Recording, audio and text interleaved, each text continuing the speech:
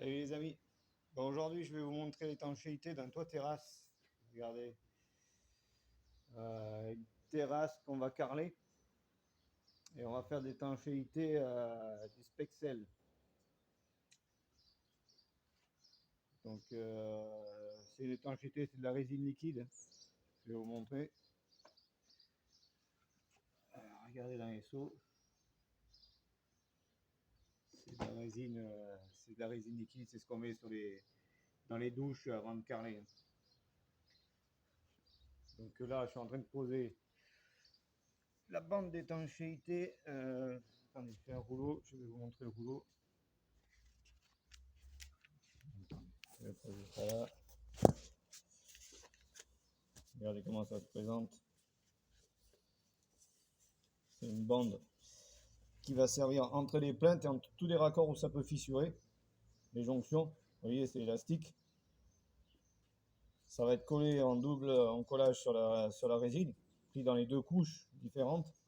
Et c'est ce qui permettra que si la terrasse bouge, ça casse pas, ça fond pas. Donc on va commencer à mettre ça sur la périphérique, plainte, et moi sur un nez de terrasse. Allez, je vais vous montrer. Nez de terrasse comme ça là, avec une plaque alu. Moi j'ai juste fait ça pour habiller la terrasse comme ça là, le nez de terrasse. Et du coup on colle la bande. Vous voyez comment ça se présente.